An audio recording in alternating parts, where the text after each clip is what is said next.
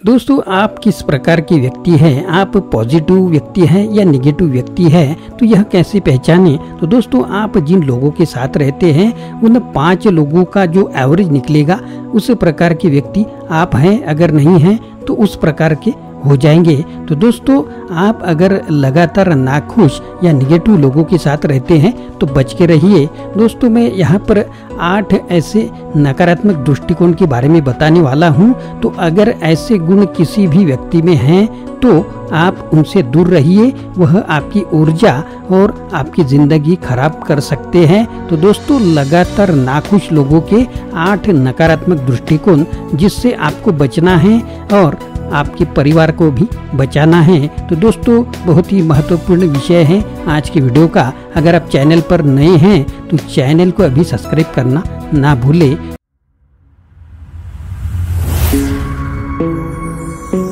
Hello दोस्तों, मेरा नाम आनंद है और बिजनेस आनंद इस चैनल में आप सभी का स्वागत है। तो चलिए जानते हैं लगातार नाखुश लोगों के 8 नकारात्मक वह दृष्टिकोण जिससे वह खुद की भी जिंदगी बर्बाद करते हैं और अपने परिवार की, अपने दोस्तों की भी जिंदगी खराब कर सकते हैं। तो दोस्तों, चलिए एक एक पॉइंट जानते हैं।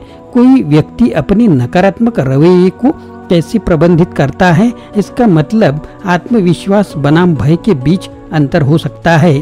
कई अध्ययनों से यह पता चला है कि दीर्घकालिक नकारात्मक दृष्टिकोण किसी के स्वास्थ्य पर प्रतिकूल प्रभाव डाल सकता है। लगातार नाखुश लोग खुद की तुलना दूसरों से करते हैं, जो शोध से पता चलता है कि अधिक तनाव, चिंता और अवसाद का कारण बनता है। मन अपनी जगह है और अपने आप में स्वर्ग को नर्क, नर्क को स्वर्ग बना सकता है।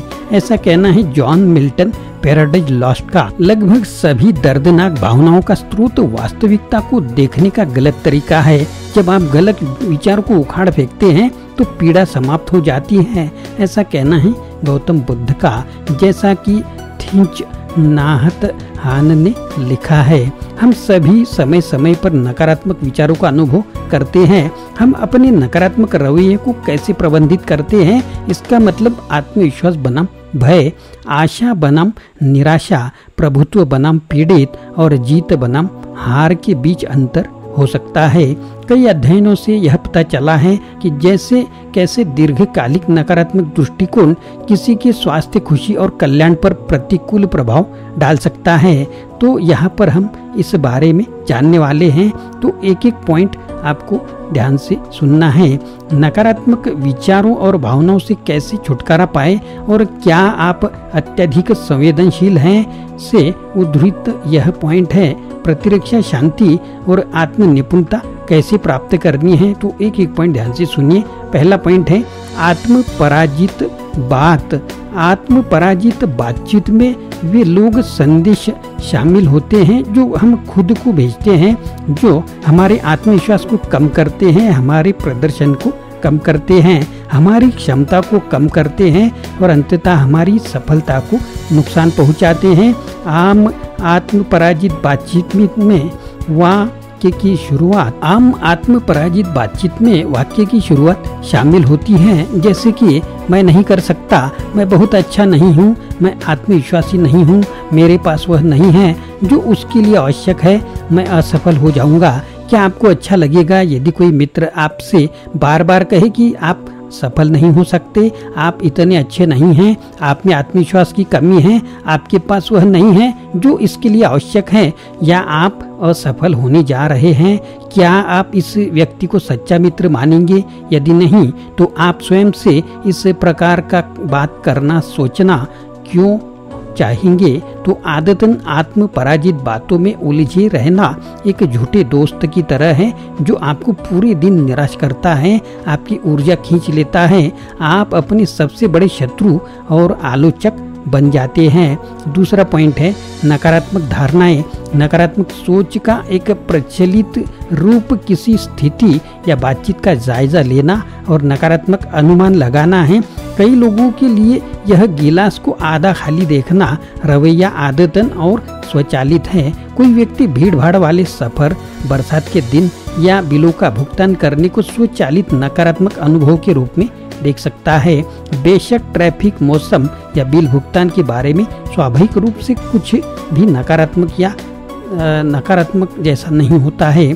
जैसा कि कहा जाता है, जो है वही है।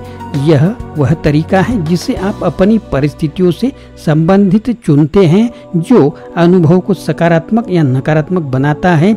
यह विकल्प आपको तुरंत मजबूत या कमजोर, अधिक खुश या उदास, सशक्त या पीड़ित बना सकता है। उन्हीं स्थितियों को देखते हुए कोई व्यक्ति भीड़ भाड़ वाले सफर को आरामदायक संगीत सुनने या सचेतन सांस लेने का अभ्यास करने के अवसर के रूप में देख सकता है। गर्म कोको और एक अच्छी किताब के साथ घर पर आराम करने के अवसर के रूप में एक बरसात का दिन या बिल भुगतान को पहले स्वयं भुगतान करें। धन निर्माण रणनीति का अभ्यास करने के अवसर के रूप में यह सब इस बात पर निर्भर करता है कि आप उस क्षण से कैसे जुड़ना चुनते हैं।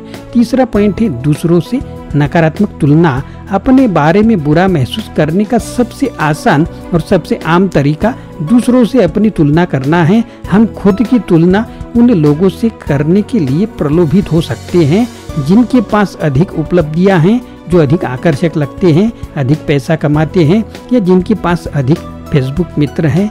ऐसा हो सकता है जब आप पाते हैं कि आप किसी और के पास जो है उसे पाने की इच्छा रखते हैं और परिणाम स्वरूप ईर्ष्यालु, हीन या अपर्याप्त महसूस करते हैं, तो आप एक नकारात्मक सामाजिक तुलना क्षण का अनुभव कर रहे हैं। अनुसंधान इंगित करता है कि आदतन नकारात्मक सामाजिक तुलनाओं के कारण व्यक्ति अधिक तनाव, चिंता, अवसाद का अनुभव कर सकता है और आत्म पराजित विकल्प चुन सकता है।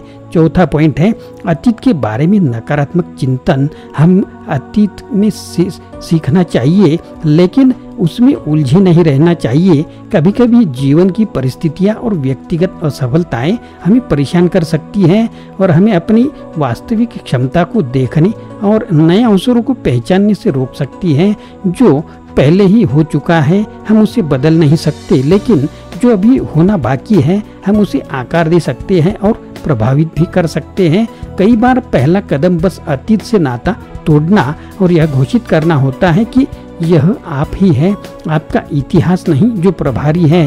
गो एथे हमें याद दिलाते हैं इस दिन से बढ़कर कुछ भी नहीं है। अतीत पर ध्यान दे, आज बेहतर विकल्प चुने और आगे बढ़े। संयुक्त राष्ट्र अमेरिका के राष्ट्रपति बनने से पहले अब्राहम लिंकन 8 चुनाव हारे, 2 बार व्यापार में असफल हुए और नर्वस ब्रेकडाउन का सामना उन्हें करना पड़ा। 5वां पॉइंट है कठिन लोगों के बारे में विश्वासों को कमजोर करना। हम में से अधिकांश लोग अपने जीवन में कठिन लोगों का सामना करते हैं। ऐसी चुनौतीपूर्ण व्यक्तियों के सामने यह विश्वास करना आकर्षक होता है कि वे अपराधी हैं और हम पीड़ित हैं, या कि वे अपनी चुनौतीपूर्ण व्यवहार के साथ सत्ता पर काबिज हैं। ऐसी दृष्टिकोण भले ही उचित हो, प्रतिक्रियाशील होते हैं और इस प्रकार स्वयं को कमजोर करने वाले होते हैं। कठिन लोगों के बारे में अपनी शक्तिहीन धारणाओं को बदलने की कुंजी प्रतिक्रियाशील से सक्रिय होने की ओर बढ़ना है। चाहे आप एक अहंकारी, एक निष्क्रिय आक्रामक, एक जोड़ तोड़ करने वाले या एक डराने वाले और नियंत्रित करने वाले उत्पीड़क के साथ काम कर रहे हों, ऐसे कई कौशल और रणनीतियां हैं जिनका उपयोग आप स्थिति में शीर्ष पर बने रहने के लिए भी कर सकते हैं। 6वां पॉइंट है दोष देने की इच्छा। दोष को हमारे दुर्भाग्य के लिए दूसरों को जिम्मेदार ठहराने के रूप में परिभाषित किया जा सकता है। कुछ लोग अपने दुखी माता पिता, नकारात्मक रिश्तों, सामाजिक आर्थिक नुकसान, स्वास्थ्य चुनौतियों या अन्य जीवन कठिनाइयों को अपनी नाखुशी और सफलता की कमी का कारण मानते हैं। हालांकि यह निश्चित रूप से सच है कि जीवन में कई कठिनाइयां आती हैं और उनके कारण होने वाले दर्द और पीड़ा को नकारा नहीं जा सकता है, लेकिन अपनी नाखुशी का कारण दूसरों को दोष देना स्वयं को पीड़ित की भूमिका में डालना है। पीड़ित होने के भ्रामक फायदे हैं, क्योंकि उंगली से इशारा करना जीवन की असंतोषजनक स्थितियों के लिए असुविधा या सुविधाजनक औचित्य प्रदान करता है और किसी के स्वयं के जीवन और कल्याण का पूरा प्रभार लेने के लिए आवश्यक कार्य को छोड़ देता है। हालांकि समय के साथ आदतन दोषारोपण करने से कड़वाहट, आक्रोश और शक्तिहीनता बनी रहती है, क्योंकि पीड़ित उस चीज से पीड़ित होता है जिसे एचडी थोरो शांत हताशा कहते हैं। उन्हें इस बारे में बहुत कम अंदाजा होता है या उन्हें इसकी कम परवाह होती है कि आप वास्तव में कैसा महसूस करते हैं। आप अपनी कड़वाहट और आक्रोश के कैदी बनकर केवल खुद को चोट पहुंचाते हैं। आपकी भावनाएं उचित हो सकती है लेकिन वे आपको खुश, स्वस्थ और सफल बनने में मदद नहीं करेगी। आखिरकार क्या आप वास्तव में यही नहीं चाहते हैं? जब हम दोष देते हैं तो हम अपनी शक्ति खो देते हैं, ऐसा कहना है ग्रेग एंडरसन का। 7वां पॉइंट है स्वयं को क्षमा करने का संघर्ष। हम सभी जीवन में गलतियां करते हैं। मैंने की है, आपने की है, सभी से होती है। जब आप अपने पिछले कार्य को देखते हैं तो शायद ऐसे निर्णय और कार्य थे जिनका आपको पछतावा होता है। निर्णय में दुर्भाग्यपूर्ण त्रुटियां हो सकती है। हो सकता है कि अपने स्वयं को और या दूसरों को नुकसान पहुंचाया हो। जैसा कि आप इन पिछली घटनाओं को याद करते हैं, हो सकता है कि कई भूलें हुई हो या चूक गए अवसरों के लिए आत्मदोष की भावना हो। आप स्वयं को एक बुरा या त्रुटिपूर्ण व्यक्ति समझ सकते हैं और अपराध बोध में डूब सकते हैं। इन क्षणों के दौरान अपने प्रति दयालु होना बेहद महत्वपूर्ण है, यह जानते हुए कि अब जब आप अधिक जागरूक हो गए हैं तो आपके पास पिछली गलतियों को दोहराने से बचने और अपने और दूसरों के साथ सकारात्मक बदलाव लाने का मौका है। 8वां पॉइंट है असफलता और गलतियां करने का डर। असफलता और गलतियां करने का डर अक्सर पूर्णतावाद से जुड़ा होता है। कम से कम आपके जीवन में कुछ क्षेत्रों में तो आप सोच सकते हैं कि आप कुछ मायनों में पर्याप्त अच्छे नहीं हैं, जिससे आप सफल होने के लिए खुद पर बहुत दबाव डालते हैं। जबकि उच्च मानक स्थापित करना एक प्रभावी प्रेरक उपकरण के रूप में काम कर सकता है। अपने आप से परिपूर्ण होने की उम्मीद करना जीवन से खुशी को खत्म कर देना है और वास्तव में सफलता के लिए आपकी सबसे बड़ी क्षमता को सीमित कर सकता है। कई अध्ययनों ने पूर्णतावाद और अप्रसन्नता के बीच संबंध दिखाया है। हम जितना भी प्रयास कर सकते हैं करें, पूर्ण होना मानवीय बात नहीं है और हर समय तो बिल्कुल भी नहीं। महत्व दिए जाने और सराहना किए जाने की इच्छा को देखते हुए सही दिखने की कोशिश करना आकर्षक है, लेकिन ऐसे धोखे की कीमत बहुत अधिक है। आप खुद को कैसे पसंद कर सकते हैं जब आप उस तरह से नहीं मापते जैसे आपको होना चाहिए? ऐसा कहना है आर एडलर और आर प्रॉक्टर का।